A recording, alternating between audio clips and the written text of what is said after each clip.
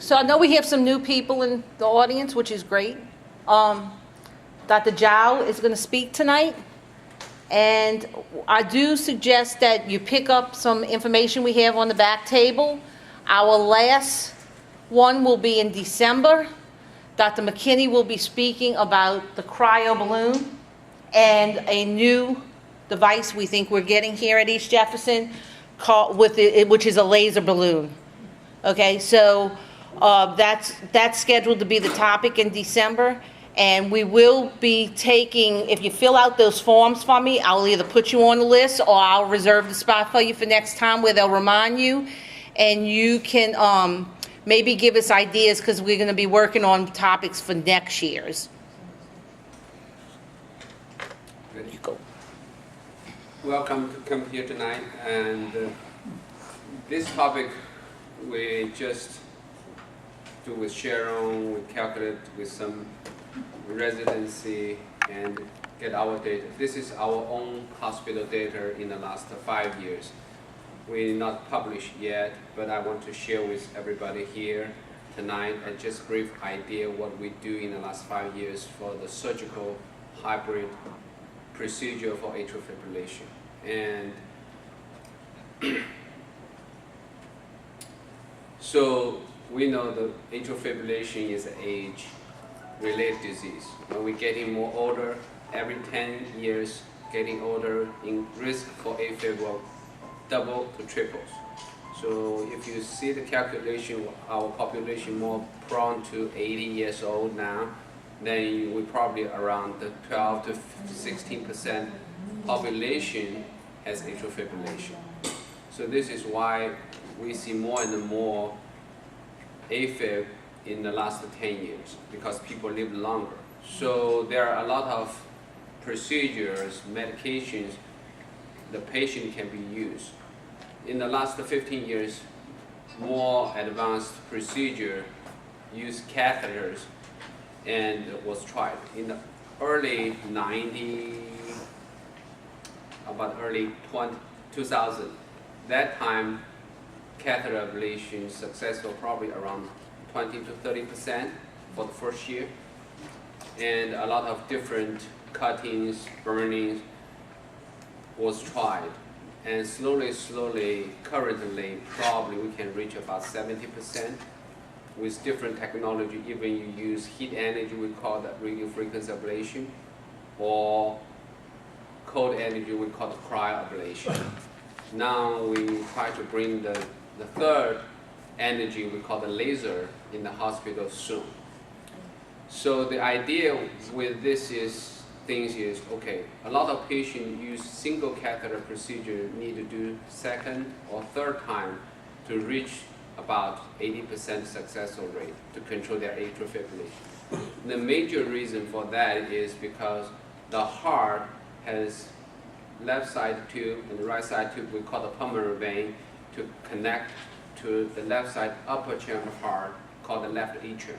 So usually after ablation they reconnect to each other and cause the problem. The other thing is when we're getting older, patient has hypertension, sleep apnea, coronary artery disease, they cause a lot of damage for the heart cells. So they trigger a lot of damage for the heart. And when you map in there, you see a lot of scarring in the patient. So some area beyond the tube or pulmonary veins, they also can trigger the Afib. So that is a very complex situation. Dr. McKinney talked with Dr. Brother about in October 2011, I think. So they're talking about whether for some people constantly in the Afib for a year or more than 1 year. And the result for the single procedure with catheter ablation only about 40 to 50%. Then whether we can do some different ways and then can get a better results. So this is where the original hybrid convergent procedure comes from. So surgical person will come in and do their incision in the belly, put their equipment, I will show you later, in the back of the heart and burn outside. Think about the heart as a two-stair house. I usually use it like that. So you have a heart like a second floor, you have 2 rooms, and you have first floor. Afib is the electricity problem in the second floor walls. So major things we focus is the left side second floor, because the more electricity is messed up in that area. So the surgeon will go there and painting the wall, damage the wall in outside the house. And after that, the EP doctor, like McKinney and I, will come in.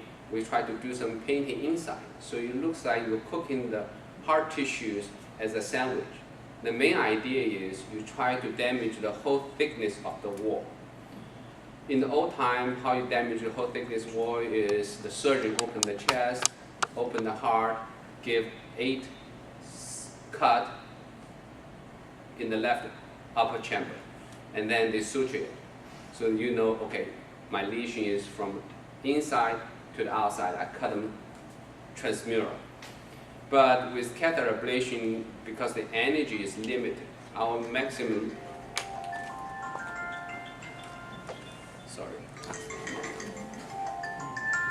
probably less than 1 centimeter thick. Usually probably 8 millimeter thick, but the atrium wall sometimes can be 1.2, 1.5 centimeters. So sometimes you can only damage the inside and the middle of the wall, but outside the wall still intact, and the electricity can go outside the wall, and the conduction causes atrial fibrillation.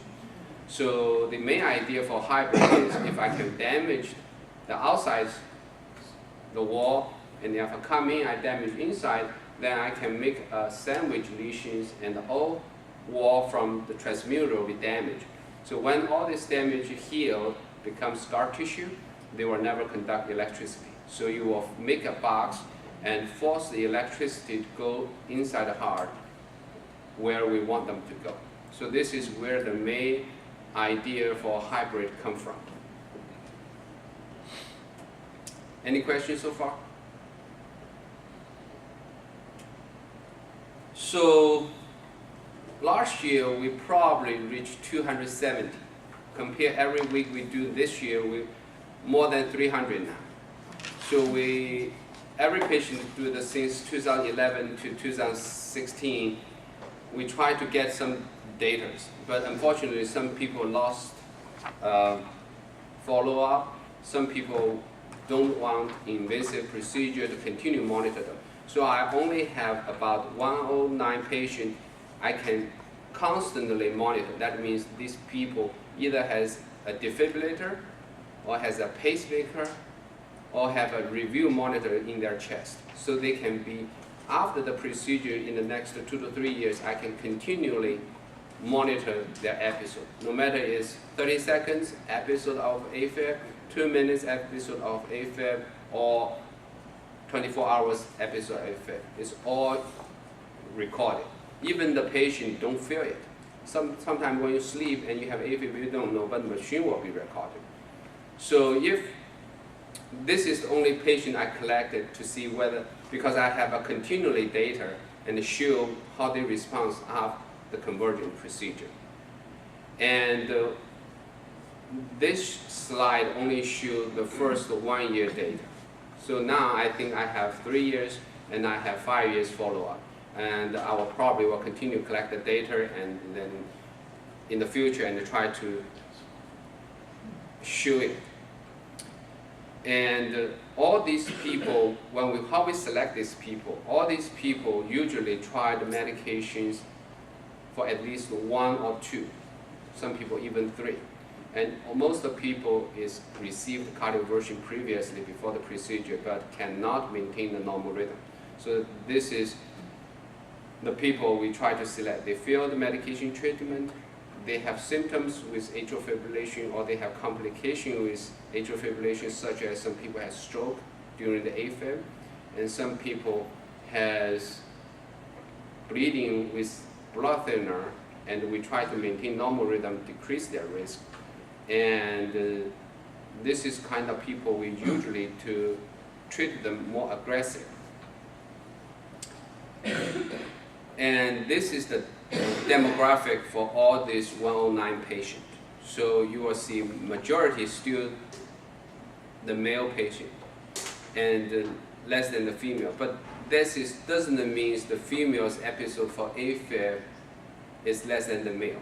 The female actually, when you calculate risk for AFib and stroke risk, female is than the male as one of the score risk. I think the reason for this is probably a lot of female patients hesitate to accept the invasive procedure than majority male patient. So in the early stage, first 1 year or 2 years, we selected is more carefully. So this is on this data, you can see a lot of patients, almost half the patient, 46% of the patient is less than 65 years old. 41% population between 65 to 75 years old. And when they getting older, more renal function getting lower, some people heart function is lower, respiratory things is, we hesitated to do an aggressive patient aged more than 75. But we still have 30% population age more than 75.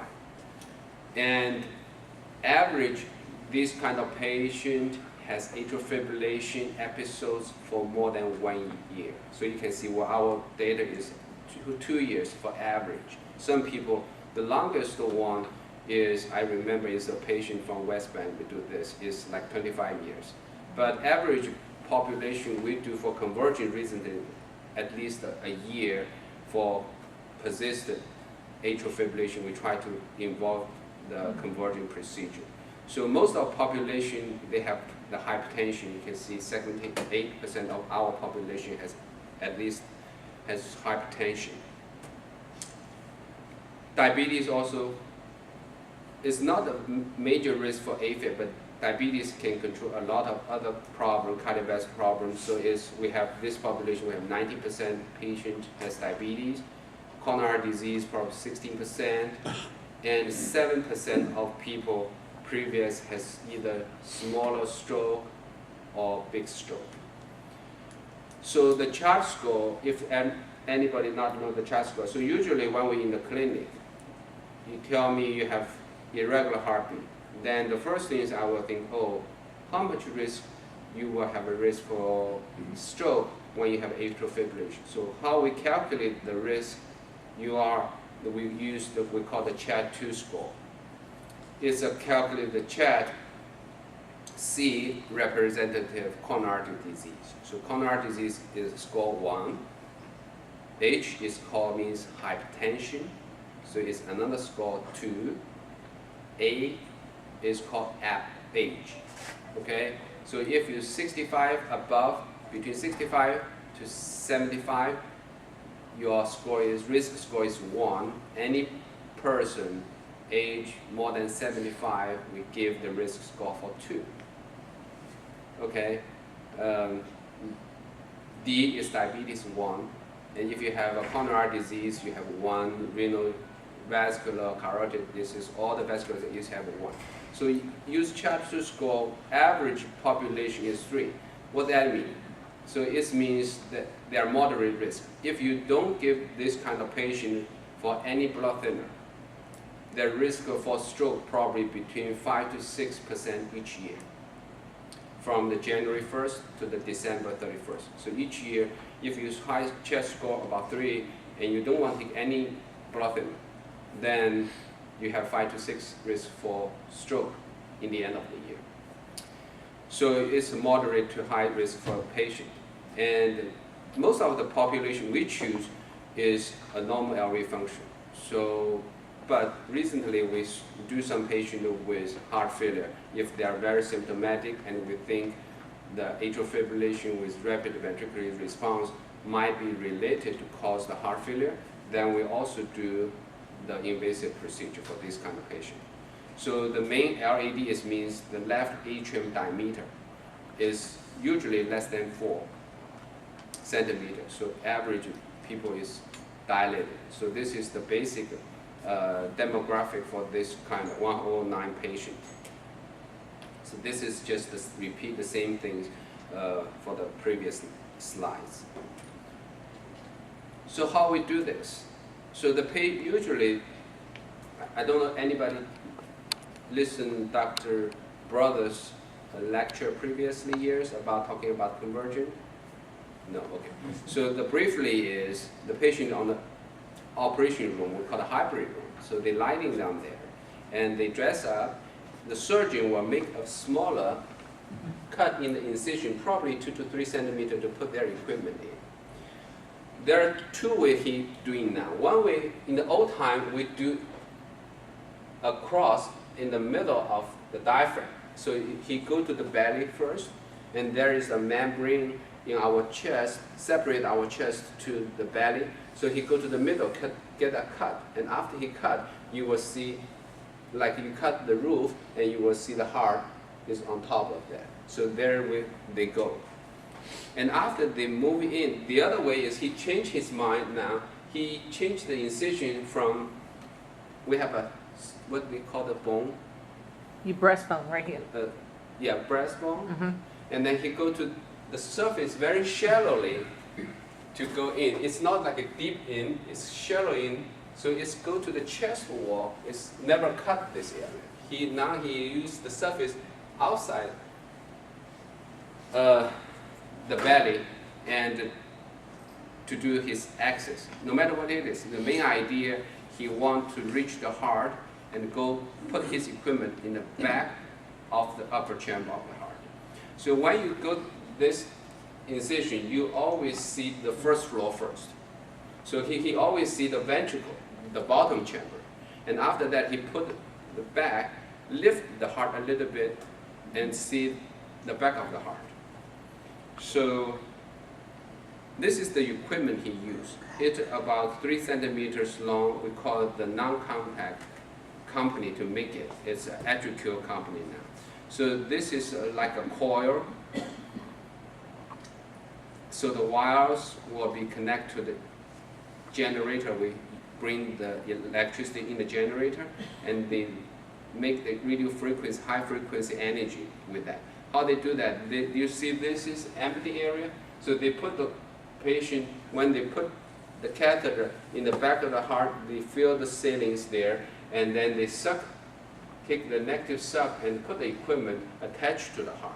Just like you suck something, you can suck the wall or something. Then after that, the energy will go this coil, and usually 30 watts, and you make the temperature reach about 60 degrees, 50 degrees, and then you burning, looks like you're burning or barbecue the meal. I call it barbecue. So you will see, and he will put the lesion one by one on the wall.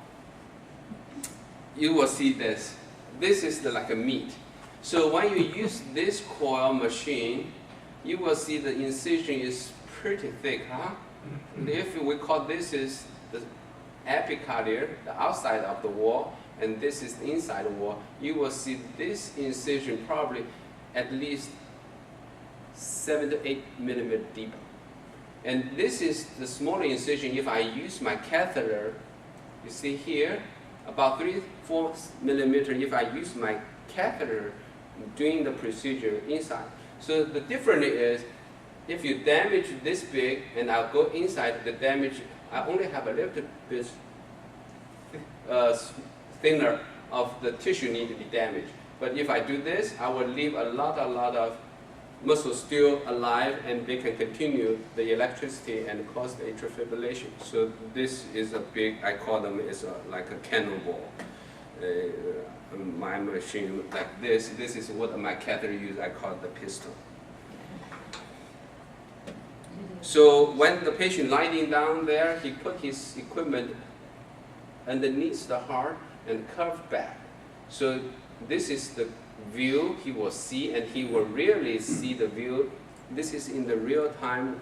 I don't have time to shoot a movie. I have something he do in the OR. It's the same things you will view with that. You will see the back of the atrium over there. He will put equipment there, and he will suck in, and he will burn. So this is most of part done by the surgeon. And after that, it takes about 2 to 3 hours for him to finish, and they suture and drainage, and then patient still on the table. and we will come in. We will come in, we will try to do the procedure inside of the heart. And usually the patient still lying down there, the incision was made in here by the surgeon, but the growing area is for me to use. So I usually put the 3 catheter in this vein, the left side, and I put the 1 long sheath in the right side. The main idea is I put my catheter in the heart, I try to put all the catheter in the right side heart, and I cross the wall to the left side. So when you open the heart from head to toes, you will see the back of the wall. This is the left upper chamber, we call left atrium. So brother did this part outside, already finished. The lesion already made there. So when I come in, I put my catheter, either heat energy or cold cryo energy. The main idea, I'm focused the region for here, here, this for ostium of the tube where they connected to the lung. We call the pulmonary vein. So the main idea, I try to isolate the connection, electricity connection from the tube to the other part of heart. So this is, if I can connect his lesion with my lesion, I will make a box around this region. His equipment is very rigid, so he cannot bend in to do the lesion in the anterior part of the vessel. So this is why I have to come in to finish the interior of the wall. In the old time, in the first 3 years, I think every cases we use the ablation catheter. Then McKinney think, okay, why we not use cryo balloon? And then we find the cryo balloon is much better than the ablation. That is probably because when you use the catheter like this, instead of cryo balloon, it's difficult to touch the wall constantly. So you leak in the gap between the lesions. And with cryo balloon, it's used like a balloon, you suck there, most of the lesion is continually. So you are not, the recurrent rate is lower. So most of the time, if the patient has a lot of connections after surgical part, I prefer to use cryo balloon in the last 2 years. Because I personally think compared to the first 3 years, the people with cryo balloon ablation hybrid procedure is better than the old catheter ablation. But we still have some good people with old technology in the first 3 years still maintain normal rhythm until 5 years now.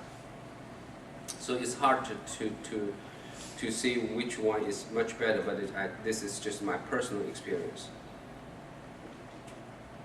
And so we move the catheter point by point. If I use the heat energy, we call the radio frequency, and to isolate the vein.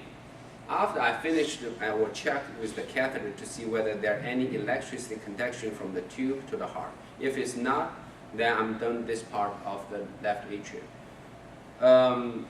But recent years, I do more lesions if I think they have more scar tissues, they trigger a different Afib from somewhere else instead of these vein regions, I will do more. So this is why sometimes it will take me 4 hours or 5 hours to finish the procedure, because I do more part than the routine procedure we did 3 years ago. And after that, we put a catheter from left side to the right side, and we cut up a line in the bottom of the right upper chamber to prevent a big circle we call the flutter around the right side in the future, and then the procedure will be done.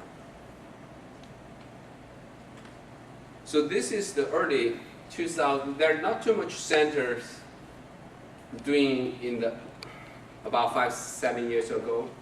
So we are probably the early center, and we still continue doing this. You see, the cases is not too much, like 42. The maximum probably 115. Now we do more than 300. We're probably in the top 5 center in the country to do more hybrid procedure than anybody.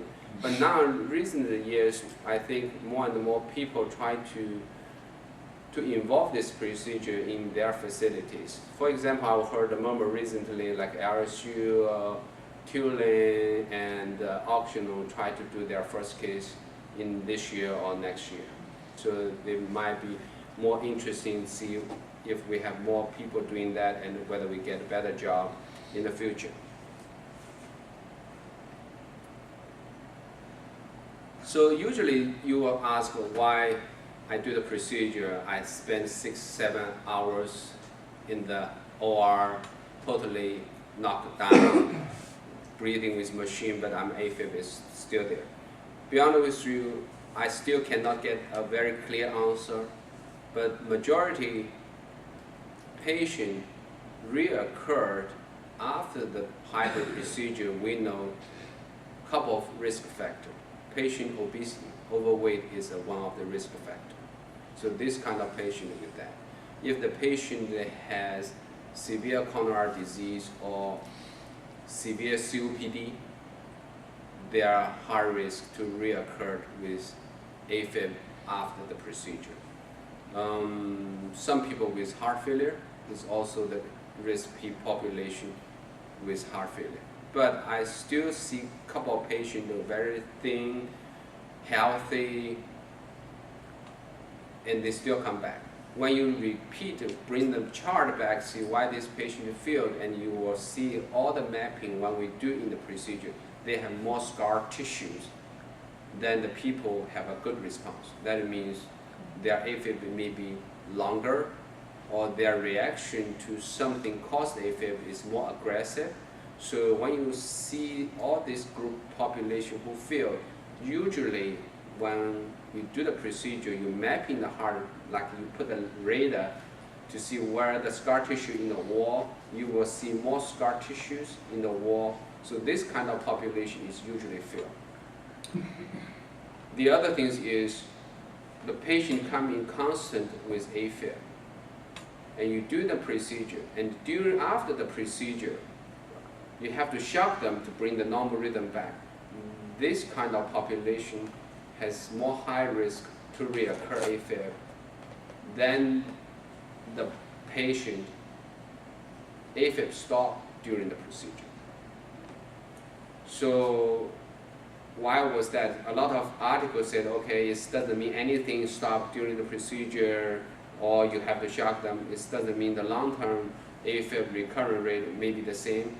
But for me, if you review all these kind of population together, I still think if you can stop them during the procedure, that means you probably find the origin of the AFib. This is for me, I think it's probably you find the origin of the AFib and you damage that region and you prevent the future reoccurring. Recently, I used some other different method to see whether I can find some potentially original to trigger AFib somewhere in the heart in the future, so that I will damage them now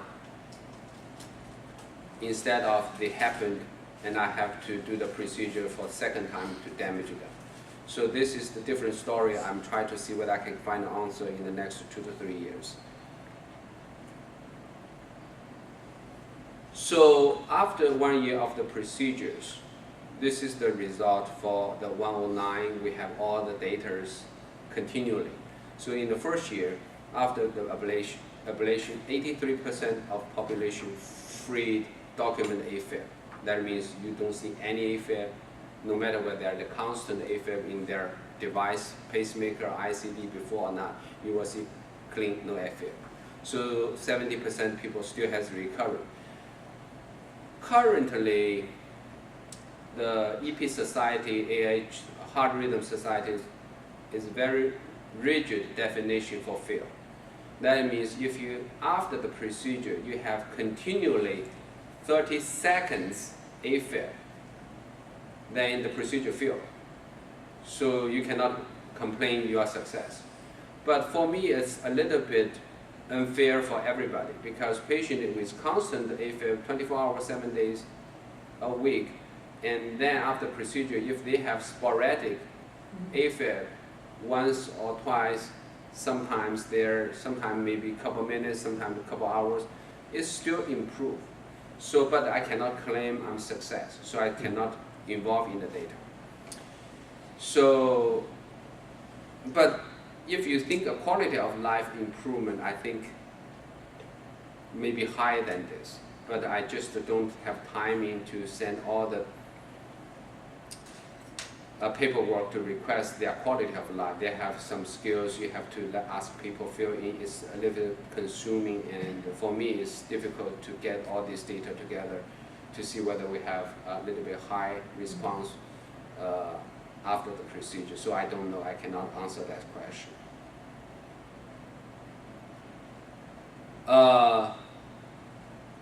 In 2016, before 2016, we don't have anybody died for this procedure. This year we have one, but it's related to the after procedure. He has bleeding and caused the liver failure and died with liver failure. We never killed anybody on the table for the last five to almost 6 years now. And we have 3 strokes in the very beginning, 2 major strokes in the first 50 cases. We don't anticoagulation, and we don't know how to anticoagulation very well after the procedure, so they develop stroke. And after 2014, and we discussed together, and then we say, okay, we have to stop this situation happen. We aggressive to anticoagulation patient immediately after the procedure. So in the last 3.5 years, we have 0 stroke related to the procedure. Totally, the stroke risk, this number should be changed to 5 since 2011 to 2014, middle, probably totally 5. All these 5 patients is related to catheter ablation. We never has any stroke related to cryo balloon ablation. Because the energy damage is different, the heart surface response to the energy is different, so the cryo balloon, the risk is relatively lower than the radio frequency. So this is why I prefer use cryo balloon more now than the radio frequency. But I still use radio frequency if the patient don't need too much damage for the isolate their tube. So I just do a couple of pinpoint touch-up. I still use radio frequency ablation. 2 to 3 cases, they have a vascular damage when you blind to engage the femoral vein to try to put the sheath in. I use ultrasound. For my all cases so far in the EJ, I never has any complications if you use ultrasound. It's always you avoid use ultrasound and you use old technology just blind to engage in. Some people has a complication vascular and then you need surgical repair. And when we use cryoablation, there is a risk to damage left side. There is a nerve in the back of the heart we call the phragm nerve to control the breathing muscles. We never has damaged anybody nervous, and they have a permanent damage, cannot breathing well after procedure. We have one patient damage recurred not during the procedure. It's after 2 days about the procedure, and then he developed the nerve damage, but recovered in 2 weeks. So we never has any damage for the nerve, but it could report it happened. But when you see more than, I think 70,000 cases report from the cryo balloon, there are no permanent damage for this situation. So this is probably my last slide. And this is my data. So this is our true data, what happened in the EJ in the last 6 years. And I appreciate every person go through with us and let us to learn. And we think we do better compared to the first 1 or 2 years. And we do better job now than at that time. And we do more aggressive, more sick patient now than the previous one. So any other questions you have, I'm glad to answer. And any question about this kind of procedure, if you want me to answer more, please ask me. They said that the monitor lasts about 3 years. Yes. What happens after, if we still, Usually at that time, we will know what happened and what the patient is feeling with AFib, whether they truly feel it or not truly feel it. Usually at this point, we will like patient choice. Some people really do not want to take blood thinner after procedure because they continually 1 year, 2 years without Afib, they want to take them out. Then after the battery dead, I suggest them continue put them in. The reason is, even after the procedure, you don't have Afib. Doesn't mean you don't have risk for stroke. Because the Afib is not the only reason to cause stroke. The other risk involved the Afib, like hypertension, vascular disease, is also can damage you with that. So usually, I personally hesitate to stop the blood thinner after the procedure, even you are in a normal rhythm for more than 1 year. Okay, because there is no clear data said, okay, you are in this normal rhythm. After the procedure, your risk will be decreased. So if I usually calculate the chest score. If your high score, if your score is 5, 6, 7, I personally, as long as you don't have severe bleeding, that means you have to need a transfusion or you bring in the spinal or brain, then I personally prefer you continue blood thinner. But when you continue blood thinner, you have 2% risk bleeding every year. Everybody with that. If you worry about brain bleeding, for the current medication, probably close to 0.7 to 0.8 percentage. Yeah, the brain bleeding. So when that happened, and if you don't have Afib, sometimes we ask a brother to do the procedure we call the appendage clip. There is a pouch, extra hard tissue in the left atrium. Usually 90% of the clot, when the Afib comes, the clot is in that pouch. So now you can do some we call the watchman. You can put the device inside the heart to close the pouch, or you can let the surgeon to do the skull cap, see outside and get a clip the pouch. We don't have watchman in this hospital because the financial is not preferred for the hospital. The hospital lost the money because the volume is not high. So we never started with that, but it can be chosen. And but brother is very interesting to clip the pouch if the patient has a brain bleeding or severe GI bleeding, frequent transfusion. So we always send to him to get a clip from outside to close the pouch. But there is no large clinical trial for the clip to confirm it's effective as a blood thinner. But we think if you can close inside, why you cannot close outside? So this is the idea we let brother to do the clip for our patient if they have a high risk of bleeding or never can take the blood thinner or their Afib never stop continually and they cannot take the blood thinner, so your risk for stroke will be high, then we take the clip and clip that. So You get the clip. yeah. So this is why the reasons. We so far I think involve you. We probably do How many clips? 8, 9 probably Yeah. clips for high risk patient with bleeding in the last 2 years. And so far it's good. The other thing is, Dr. McKinney follow you? Who follow you now? Yeah. Dr. McKinney. Dr. McKinney follow you? So I don't see your data recently, what is choose, but I personally feel all the first 4 or 5 cases with the clip first, and then we do the hybrid convergent procedure like this, the result is pretty good.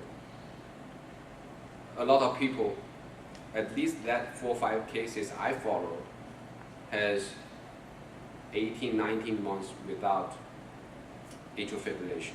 But McKinney probably know your data more detail. When he follow with you, he will tell you. I don't know yet.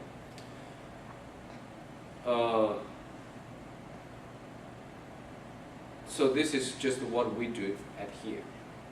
Some group probably in optional have their watchman program, so they can do the watchman to close the pouch and take off the blood thinner. What symptoms do you have of bleeding in the brain? What are the Or symptoms? if it's severe, you just can lose consciousness, depending on how large amount. And the location is very important. If he is bleeding in a very critical location, then the patient will be, sometimes can be life-threatening, even a small amount. If the bleeding in a lot of function that is not that big, and sometimes you can have a little bit large amount and you don't have symptoms. But a lot of, depend on where you have like a headache, or some people like suddenly like a stroke symptoms, and lost like a movement, speech problem, face tracing, something like stroke. And but when you do the CT scan of the head, it's a blood in the brain. It's not like thrombosis. What is the long-term effect on an older person that has AFib? Like me, I'm 80. You mean the lifespan? I've been having it for 3 If you years. see the Framingham study, Framingham is do a lot of study give us from the Framingham. They are a smaller town in the Massachusetts. In the last 60, 70 years, a lot of doctors do a lot of job to follow different kind of things. If you follow the Framingham study, probably not too much. They said probably 2 years different with the large population group. Because I personally think it's probably not AFib. Because when you have AFib, you see the patient, they have hypertension, they have coronary disease, they have sleep apnea, COPD. So all these other different problem effects put them on the high risk. It's hard to see it's only because the AFib itself to decrease your lifespan. Unless the AFib cause the big stroke or cause some people with heart failure. Some people heartbeat fast like 140, 150, they don't feel it until they get heart rate. They are very young, they're healthy, they don't have hypertension, no this cholesterol problem, and they suddenly feel shortness of breath. They come to the hospital, the EKG show they have AFib, their heart rate like a 150. They say, I never feel it. But their heart is weak, probably only 20% like normal people. So in that situation, you have to be aggressive to bring the normal rhythm back, and then after 2 to 3 months, bring them the rhythm back, no matter whether you use invasive procedure or whether you use medication, as long as you bring them the rhythm back, and then their heart function totally normal. And after a couple of months, they just feel normal again. So it depends on how much Problems you get. problem the AFib, truly the AFib is caused. I personally think the AFib caused the death rate is very, very low. Yeah. I dropped everything in my left hand and my bleed was on my right side. Yeah, that is because, Couldn't hold anything, I just hold it and boom, fell right on me. yeah, It's horrible. yeah. So at least the Watchman result think is equal to Coumadin. So that means the stroke risk still there, but significantly decreased. So if you're in a normal rhythm and you have a clip, then the chance will be probably even lower. But unfortunately, there is no long-term, large amount of population involved for the trial and give us a data. So this is just we thought we might be help patient. But you know, a lot of time we think we do good things for patient in the next 10 years or 15 years, and then it's documented we do the wrong things.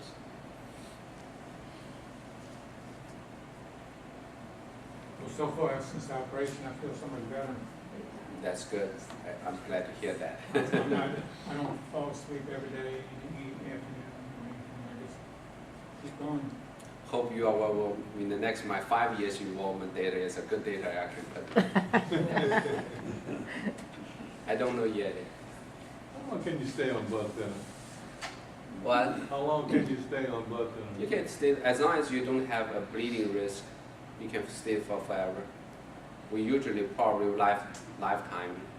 Usually I told the patient it's lifetime, but sometimes they don't like the idea lifetime to take the blood thinner. So this is why I more suggest monitoring continually, because a lot of patients don't have symptoms. And some people can feel the AFib before the ablation, and a lot of patients after procedure, they don't feel it. So that is more risky, because you cannot predict when you have it and not when you have it, and how long you have it. I've never felt it. And yeah, 40% population don't feel it. And there is a hotter data in the old time. If you have an AFib longer than 5.5 minutes, potentially you can have a risk for stroke. So that is that you worry about. If you don't feel it and you have 16 minutes AFib, then you might have a risk. Clinically, we never see frequently patients just come out like 20 minutes, 30 minutes, they have come in and with a stroke. But it's documented with this situation, so you have to think about what population truly have a high risk or not high risk. So the review chip, we suggest patient has monitor now is more sensitive than the patient feel. And it's a constant thing. Whenever you have AFib more than 2 minutes, the device will automatically record all the episodes.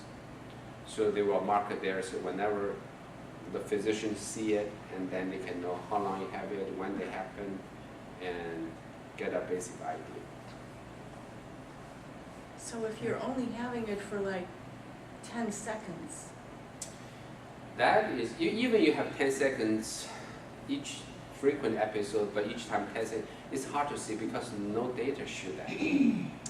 yeah, so I have the reveal link.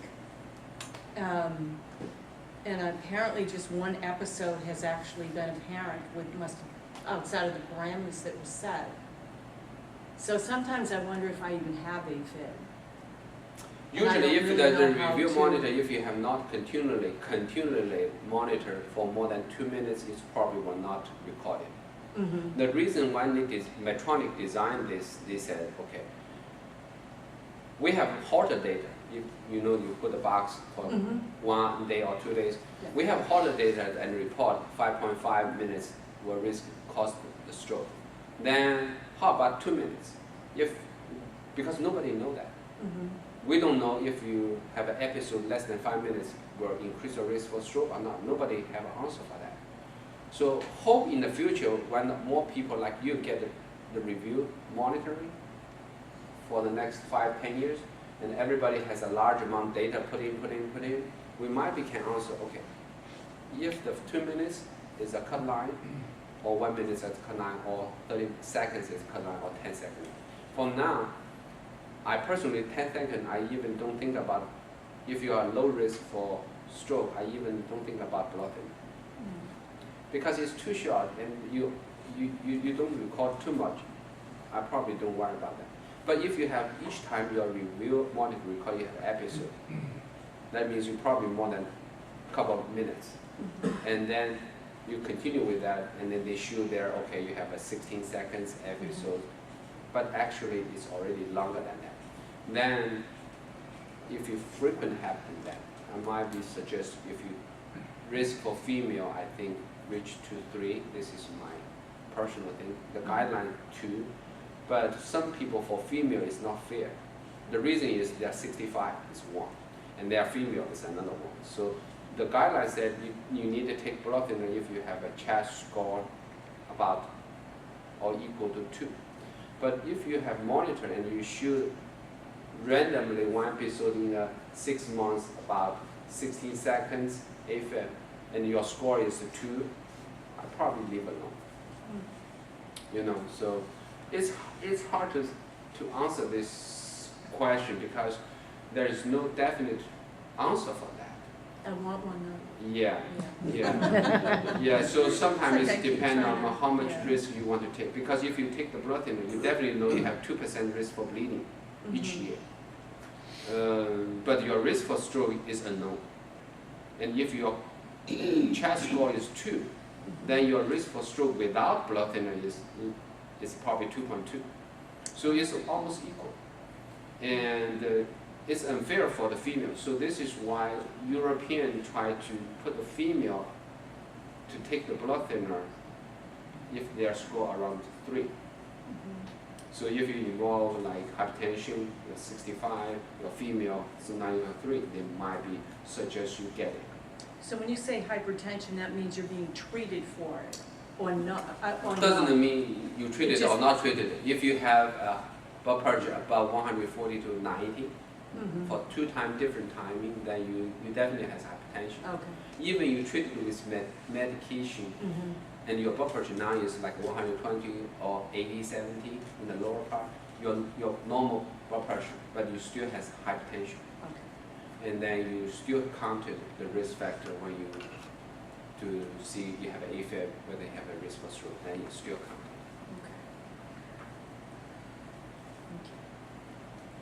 Okay. Other questions? Talking about blood thinners, the warfarin, Xarelto, Eliquis, is the low dose aspirin also in that group or no? No. No. Aspirin for Afib is studied in the 70s. And there never has a study involved baby aspirin like 81 milligram or 122 milligram. The only one study involved aspirin is 325.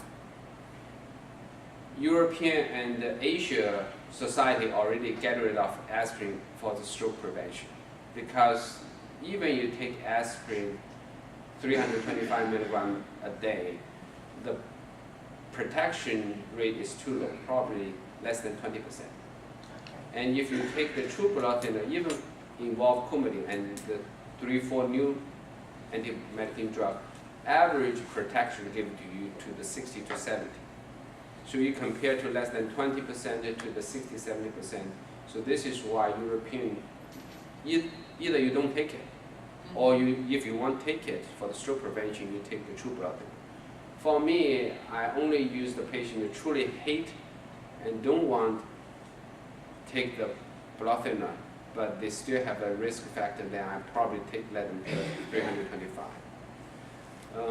I try to more and more prone to use aspirin because your risk with aspirin is still high. You can got esophageal ulcers, gastric ulcers, it can cause bleeding. So the risk for bleeding is not low. And then your protection for stroke is not that good. So that means aspirin, I think in the end of, I hope in the next guideline, they will take off from the guideline. So we will probably never use it.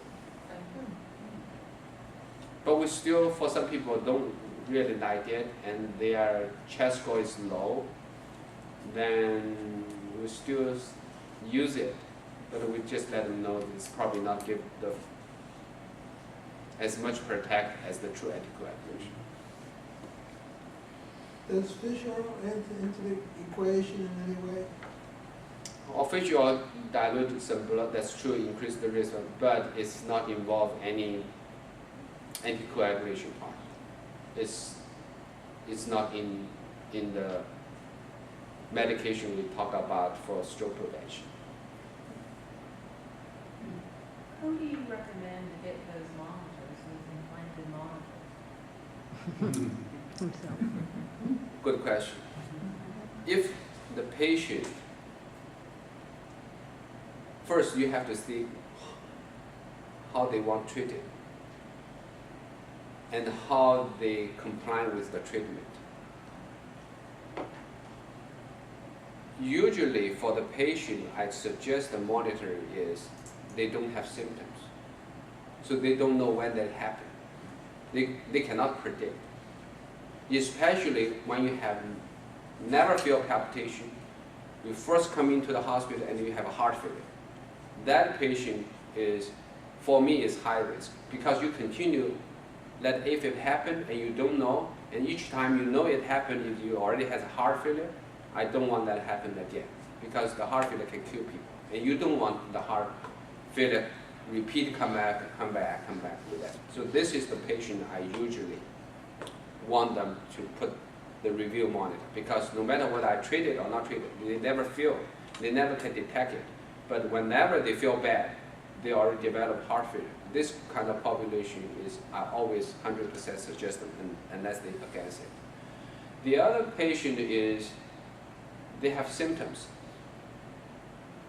but each time they try to convince is whether it's AFib or other some arrhythmia, but they don't have timing to reach the physician, and they never catch up. And sometimes they have 15-20 minutes, sometimes they 20-40 minutes, but they don't have a chance to reach and document with EKG they have AFib or not. Then this is probably the reason they can get the chips, because it will help you to catch it. And the other thing is, a lot of patients, especially I do a conversion to this procedure. I really hope our patient after procedure to get a monitor to let me know you spend 7 hours so aggressive ablation. What do we do? Whether we do a good job for you or not good job for you. But unfortunately for this kind of part, I still has at least 50%, 60% people don't want to accept that idea. I try to sell to them, so it's not necessary. But this is the kind of patient I want to see whether my procedure success, especially after aggressive ablation. Some people feel the effect before, but now because the damage, when you damage the muscle, you also damage the nerve attached to the heart. So when you damage the nerve and you don't feel it, then it's worrying me. So this is the patient I would suggest. And some people, no matter what it is, they really don't want blood thinner after procedure. I usually suggest them. So there are a couple of criteria patient. If you think their AFib reoccurred, it's high risk for reoccur, and they don't have symptoms, and especially they don't want to take the blood thinner every day, then this patient, a group patient, I usually suggest them at least give it a monitor. Unless they say, I'm not here, leave me alone, then that's a different story. But if they want to know, this is what we want. The other group of the patient we put the chips is the patient has multiple stroke.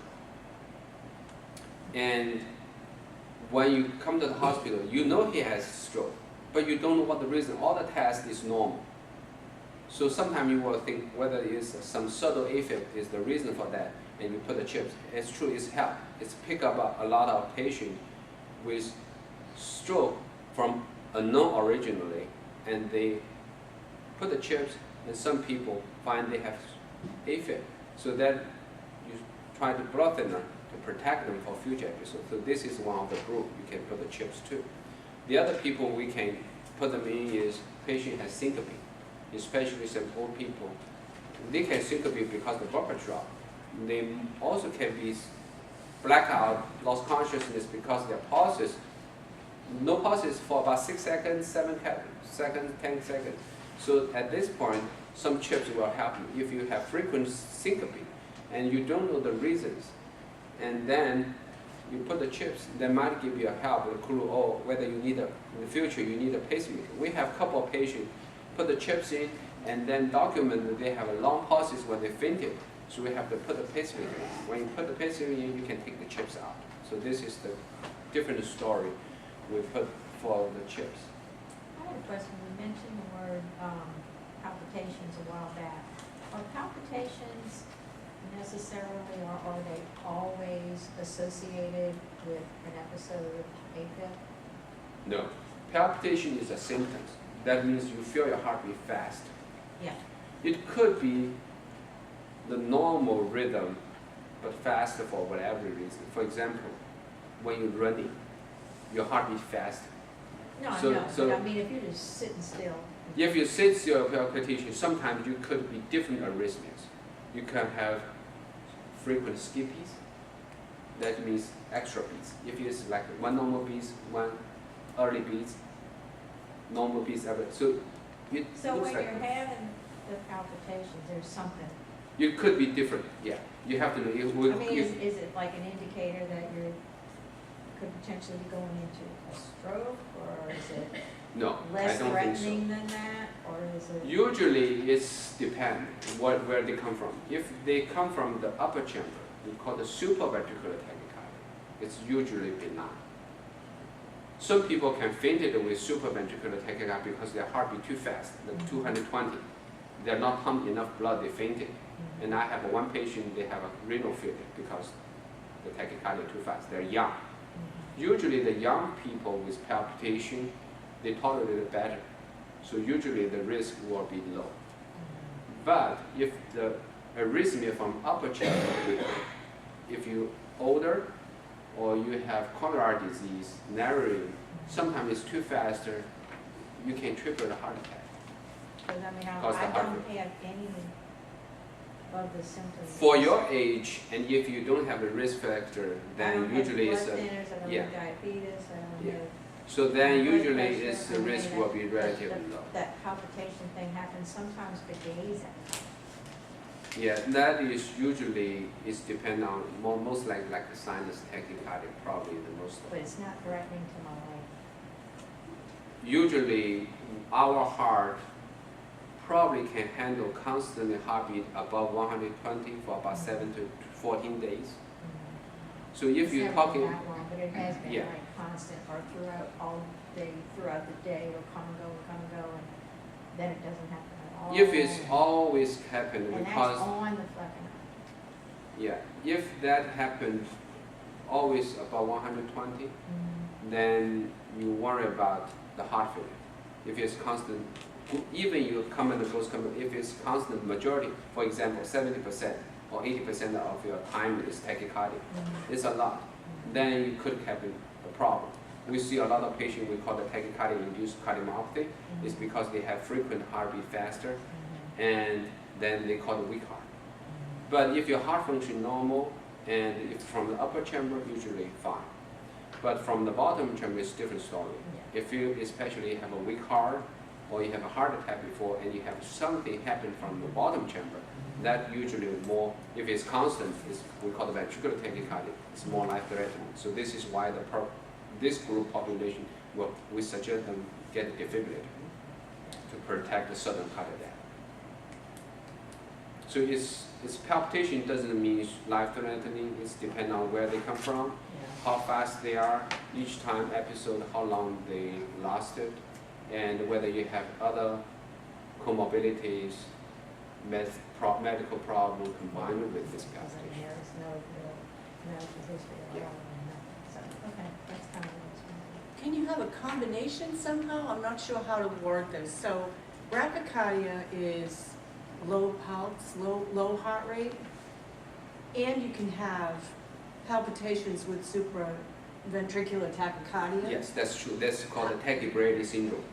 So how to, and In so, that, yeah, and then, I'm sorry. yeah. So the supraventricular tachycardia, you can also have AFib Mm-hmm. as part of that whole Yes. confusing. Yes. Hmm. So that means So- if you have a tachycardia, for example, you have AFib. Mhm. So when you have an AFib, then your upper chamber usually, at that time during the AFib, your heartbeat in the upper chamber usually beat above 200 to 600 beats per minute. Our normal heartbeat usually is 60 to 100. So when you have an AFib, so at that time your heartbeat is about 200 to 600 beats per minute at In an shaking episode of- in the yeah. upper. But the bottom chamber different response.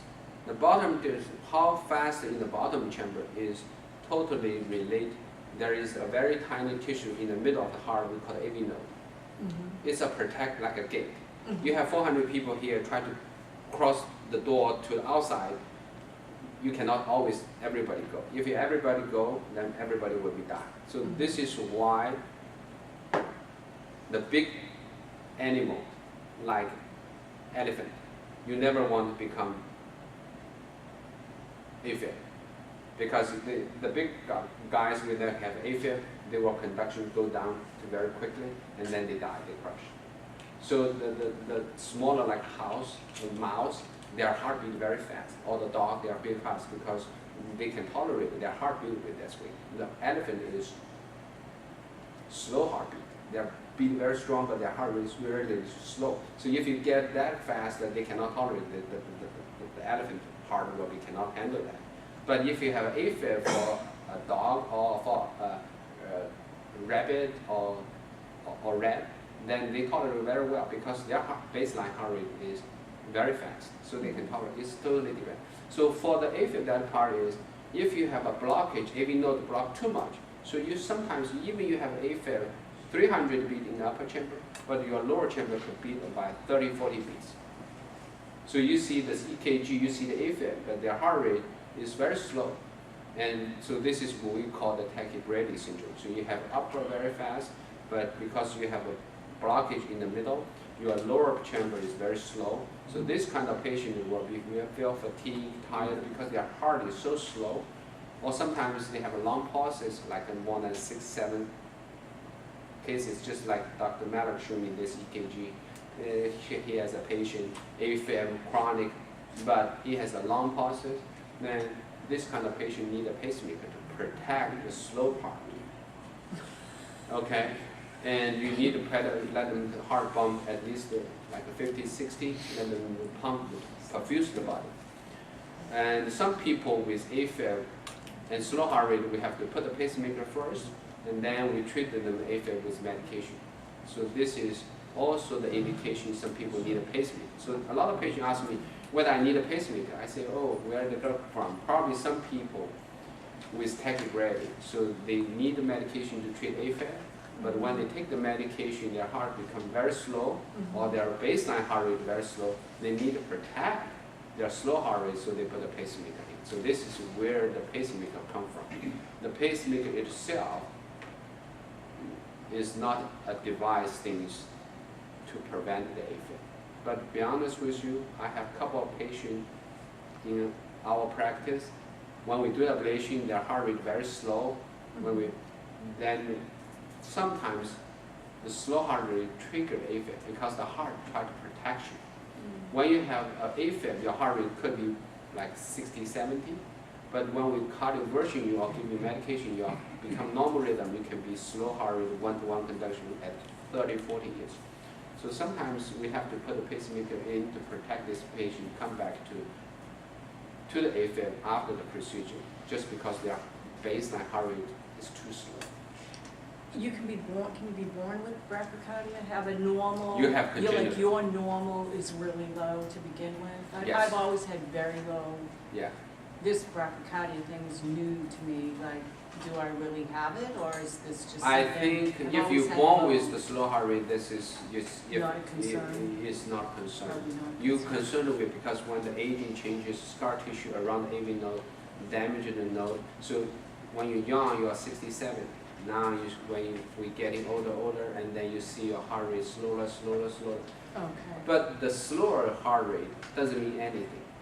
You can live with 30 if you function very well. You can run, you can do everything, you can do it. Then 30 is 30. This doesn't mean anything. You don't have a risk. Okay. If you have a heart rate of 50, 60, your before heart rate is 80, and now you have 60 or 50, and you have symptoms, you feel fatigue, you cannot go further, you always drop sleepy in the daytime, should not that happen. After you have this, then you probably need a pacemaker to pick up the heart rate. So individually, you have to compare their baseline condition to the current condition and see whether it's the slow heart rate is the true reasons to cause the symptoms. If you rule out the other reason to let them have current symptoms and only you can explain with slow heart rate, then you probably can put a pacemaker in for this kind of condition. Okay. Thank